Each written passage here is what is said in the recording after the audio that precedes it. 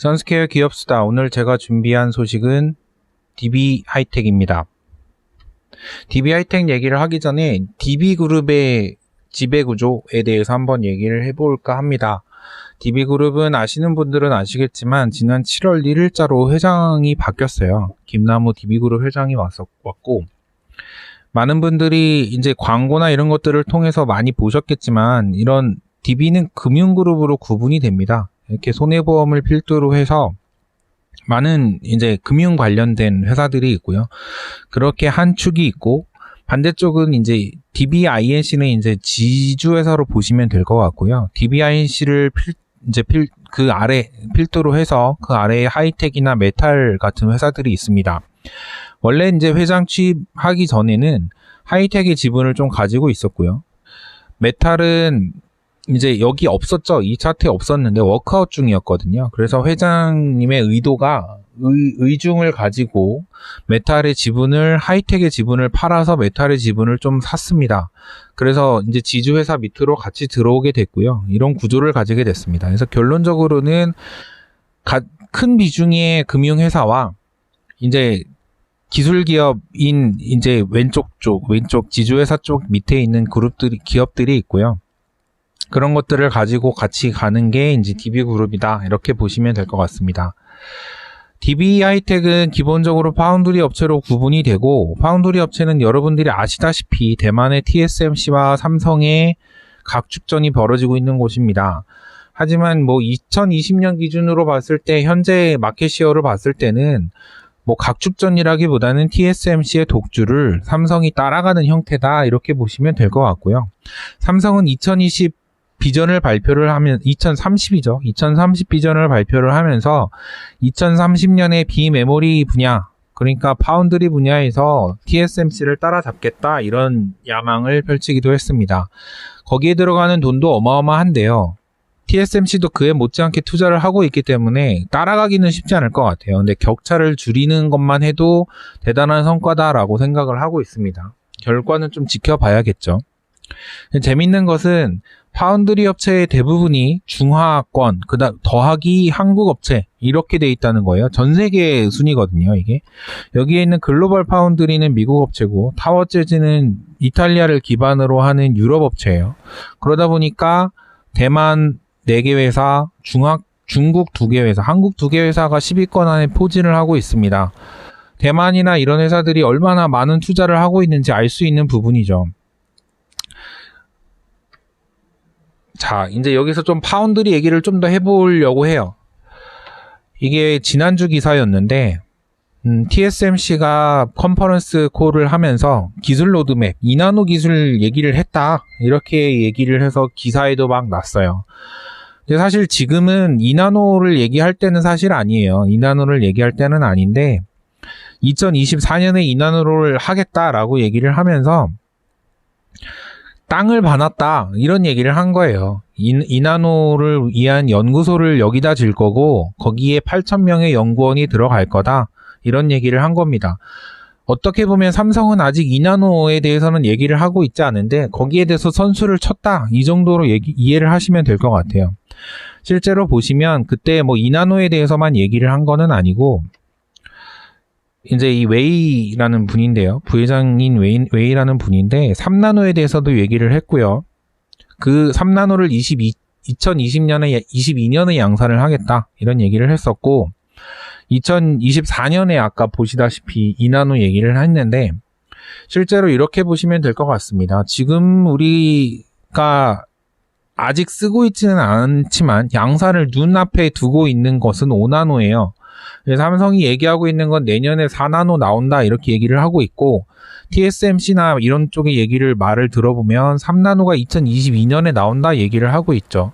그러니까 1년에 1나노씩 줄어드는 거예요. 그 기술이 어디까지 갈지는 모르겠지만 현재 추세는 그렇습니다. 그래서 그 추세 그대로 2나노를 만들겠다, 이렇게 얘기를 하고 있는 거고요.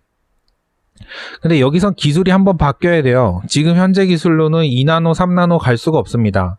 그래서 간략하게만 설명을 드릴게요. GAA 기술이라는 걸 이용을 한다는데 어떻게 하는 거냐 볼게요. 기본적으로 저희가 예전에 더 전에, 그러니까 5나노 더 이전에 기술을 만들 때는 어떻게 만들었니? 이렇게 평면으로 만들었어요. 이 게이트라는 건 전류를 막는 게이트를 말하는 건데, 게이트에 전압을 걸어주면 소스에 있는 전자가 드레인으로 이동을 하면서 전류가 흐르는 거예요. 그래서 칩들의 전기가 흐르고 그런 것들을 이용을 해서 설계를 하겠죠. 그래서 이게 반도체인 건데, 처음에 이렇게 하다 보니까 굉장히 그 같은 전류를 이동하기 위해서는 이게 넓어지겠죠. 넓어지고 게이트도 커져요. 그래서 게이트 요 폭을 가지고 저희가 몇 나노, 뭐 10나노, 20나노 얘기를 했던 거예요. 근데 그렇게 하다 보니까 효율이 안 나니까 더 줄어들 수가 없는 거예요. 그래서 지금 최신 기술은 이거예요. 핀펫이라는 기술인데, 핀은 상어 지느러미고요. 상어 지느러미처럼 이렇게 튀어나와 있는 게 이제 핀이고요. 이러다 보니까 플래나 평면이었던 것에 비해서 3차원으로 관리를 할 수 있다. 이렇게 얘기가 된 겁니다. 효율이 훨씬 높아지겠죠. 효율이 높아지면서 같은 거에 대비해서 게이트의 폭이 줄어들 거예요. 그래서 폭이 줄어들면서 이제 더 높은 수준의, 더 높은 그 차원의 그 칩으로 간다. 이게 핀펫 기술이고요. 이게 더 나아가서 핀펫으로도 모자라. 이렇게 얘기를 해서 나온 게 GAA예요. GAA는 그러니까 앞서서 이렇게 3차원으로 우리가 전류를 컨트롤 하던 것을 이제 4차원으로 하겠다. 이렇게 얘기를 하고 있는 거죠. 어떤 사람들은 GAA 기술이 4나노부터, 어떤 사람은 3나노부터, 어떤 사람은 2나노부터라고 얘기를 하는데, 실제로 이게 지금 양산에 들어가거나 공장을 만든 게 아니기 때문에 언제부터 쓰일지는 알 수 없어요. 그리고 그 효율도 알 수는 없습니다. 하지만 적어도 지금 TSMC가 얘기한 것처럼 2나노, 3나노쯤 되면은 GAA 기술이 들어갈 수밖에 없어요. 그렇게 해서 한번 설명을 드린 거고요. 참고로 지금 저희가 나노, 5나노, 7나노 했던 것들이 아까 이 길이라고 말씀을 드렸잖아요. 이게 평면일 때는 이 길이에 비례해서 성능이 나오기 때문에 그게 딱 맞아 떨어지는데, 이렇게 3차원으로 가고 점점 복잡해지면 이게 단순히 길이만으로는 그 성능이라고 얘기를 할 수가 없어요. 그래서 이제 5나노, 3나노 이런 것들은 어떤 길이 개념이 아니라 성능 개념이라고 보시면 됩니다.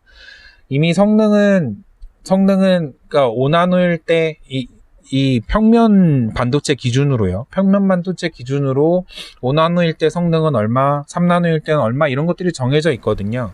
그러니까 형태를 입체로 바꿔서 이 길이는 변하지만 이 실제 길이는 조금 뭐 5나노, 7나노가 넘을 수 있겠죠. 넘지만 효율적으로는, 기술적으로는 5나노다, 3나노다. 그래서 어떤 사람들은 이걸 마케팅 용어라고 하는 사람들도 있고, 어떤 사람들은 이제 의미가 없어졌다라고 얘기를 하는 사람들도 있는데, 저는 이렇게 보고 싶어요. 5나노에 준하는 기술, 5나노에 준하는 칩 성능을 보이고 있다. 이렇게 보시면 될 것 같습니다. 말이 꼬여서 어렵게 들릴지는 모르겠지만, 그런 기술을 가졌다라고 생각을 하시면 될 것 같고요. 그래서 현재 수준은 이렇습니다. 5나노 얘기인데, 이게 지금 퀄컴이나 이런 애들은 저희 핸드폰에 들어가는 칩을 설계하는 회사죠. 퀄컴의 칩이 5나노로 만들어졌단 말이에요. 뭐 애플도 마찬가지고요. 5나노로 만들어졌는데, 삼성이나 이런 쪽에서는 지금 우리 5나노 양산할 준비됐고 납품할 거야 라고 얘기를 하고 있고, 일부 기사에서는 수율이 안 나오기 때문에 삼성이 납품을 못할 거다 라고 얘기를 하고 있어요. 연말이 돼봐야 좀 알 것 같은데, 그래서 5나노는 사실상 지금 양산 목전 혹은 양산 중이다 라고 보시면 될 것 같아요.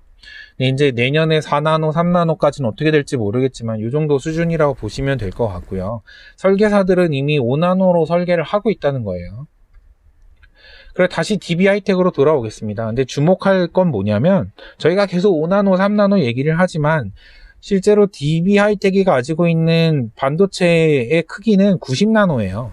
90나노는 이미지 센서를 거의 대부분 얘기를 할 텐데, 이 얘기는 뭐냐면 DB 하이텍이 가지고 있는 사업 영역과 삼성 TSMC의 그 작은 나노 크기를 만드는 그거랑 좀 다르다는 거죠. 물론 삼성도 이거 만들어요. 이미지 센서 만든다고 하고 있고, 하지만 DB의 것과 그 작은 메모리 반도체는 좀 다르다는 얘기예요. 그래서 제품군으로는 아날로그 파운드리, 뭐 센서 이런 것들이 쭉 있고요. 월 8인치 웨이퍼를 13만 장 만들 수 있는 캐파를 가지고 있다라고 얘기를 합니다. 지금 현재 기준으로 한 9만 장 정도 얘기를 하고 있어요. 그냥 3주 정도 치가 있다라고 생각을 하시면 될 것 같고, 상반기 내내 기사를 쭉 보면 90%를 오가는 공장 가동률을 보이고 있다. 이렇게 얘기를 하고 있습니다. 엄청 꽉 차서 지금 돌아가고 있다는 얘기죠. 웨이퍼가 이렇게 생긴 거예요. 요걸 13만 장 만든다는 소리입니다. 한 달에. 굉장히 많이 만드는 거죠. 네.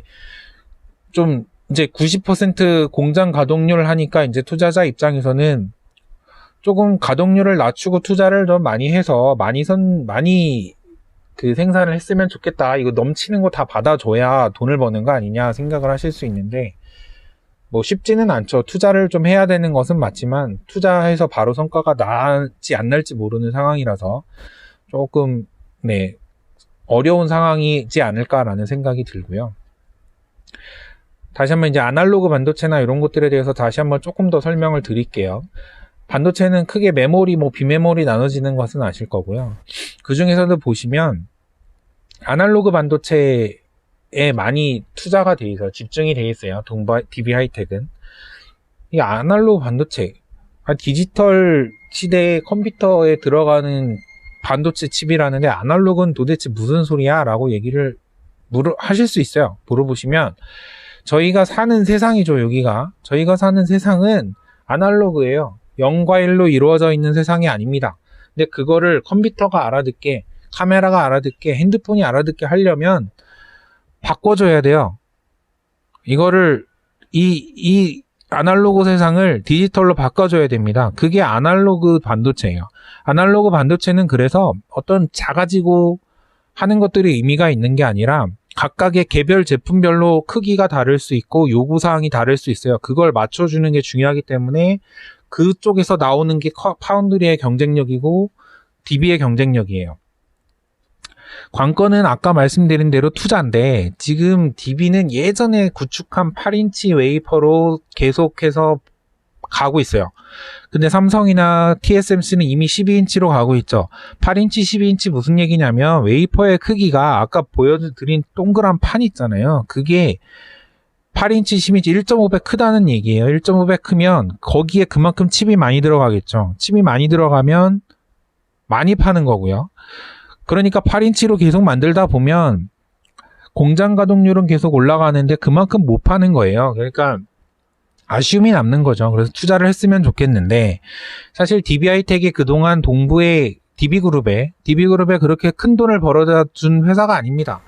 투자에 좀 인색했었어요. 2000년대 초반까지만 해도 인색했는데 2000년대 중반 이후에 투자를 조금씩 하고 파운드리 수요가 넘치면서 요즘 좀 돈을 벌고 있는 거예요. 그래서 섣불리 투자는 못할 거라는 생각은 들지만 작년, 올해 그리고 내년 계속 돈 벌 거거든요. 그래서 좀 투자를 했으면 좋겠다라는 생각이 들고 있습니다. 영업 매출과 영업이익 차트인데 이게 지금 이번 분기예요. 이번 분기에만 이번 분기 분기 단위로 가져온 거예요. 1분기고 2분기인데 계속 늘고 있죠. 3분기에는 이걸 또 더 넘을 거라고 해요. 영업이익률이 30%가 넘습니다. 물론 삼성이나 SK 하이닉스가 슈퍼사이클일 때는 50%가 넘는 영업이익률을 가져간 적도 있어요. 하지만 이 DB 하이텍 별로 커 보이지 않는 회사이고 반도체 회사 그 이미지 센서 아날로그 반도체 만드는 회사인데 영업이익률이 30%가 넘습니다. 꽤 괜찮죠. 그래서 분기 매출이 2천억 수준이기 때문에 2,500억 수준이기 때문에 1년 매출 나면 1조가 좀 안 되겠죠. 그리고 영업이익률 30% 어쩌고 하면 연 3천억 버는 알짜 회사라고 보실 수 있겠습니다. 회장님이 바뀌었기 때문에 어떤 의지를 가지고 투자를 하실지는 모르겠지만 지금 현재 상태는 나쁘지 않아요. 그래서 DB에 투자를 더 그룹에서 한다면 좀 더 나은 모습으로 갈 수 있지 않을까 생각을 하고요. 현재 주가는 이렇습니다. 계속 오르고 있어요. 이 오르는 거에는 조금 다른 사연도 있는데 제 생각에는 좀 다른 사연도 있는데 회장님이 바뀐 것도 있었고요.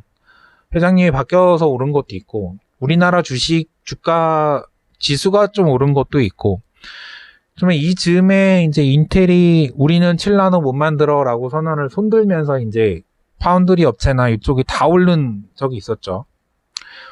근데 사실 아까 보셨다시피 DB하이텍은 그쪽에 수혜를 받을 수 있는 업체는 아니에요. 직접적으로 수혜를 받을 수 있는 업체는 아니라고 저는 생각을 하는데 계속해서 오르고 있고, 오르는 데는 가장 큰 이유는 앞에 말씀드린 것도 있지만 이익이 나는 회사라는 거죠. 계속 이익이 나는 회사고 공장 가동률이 높은 회사이기 때문에 계속 이익이 날 거고요. 그래서 저는 DB하이텍이 앞으로도 계속 갈 거라고는 생각을 합니다. 근데 이게 계속 가려면 투자가 있어야 돼요. 결국에는 다양한 업체의 투자와 다양한 업체의 니즈를 모두 다 만족시키려면 투자를 해야 돼요. 파운드리는 결국 돈 싸움이라고 저는 생각을 하거든요. 다양한 것을 하려면 다양한 장비를 구축을 해야 되고 거기에 다 맞춰줄 수 있어야 되기 때문에 그런 것들이 좀 힘들지 않을까라는 생각은 들어요. 아니면 특화를 해서 이미지 센서면 이미지 센서, 전력 구동계면 전력 구동계만 파서 그렇게 가는 방법도 있을 거는 같아요. 근데 지금 현재는 안정적으로 지금 가지고 있는 수주 잔량을 모두 해소하는 쪽으로 지금 가지 않나라는 생각이 듭니다. 앞으로 투자가 많이 이루어지고 한다면 좀 발전 가능성이 있는 그런 회사라고 저는 생각을 합니다. 그럼 여기서 선스케어 기업수다 DB하이텍 편 마치도록 하겠습니다. 감사합니다.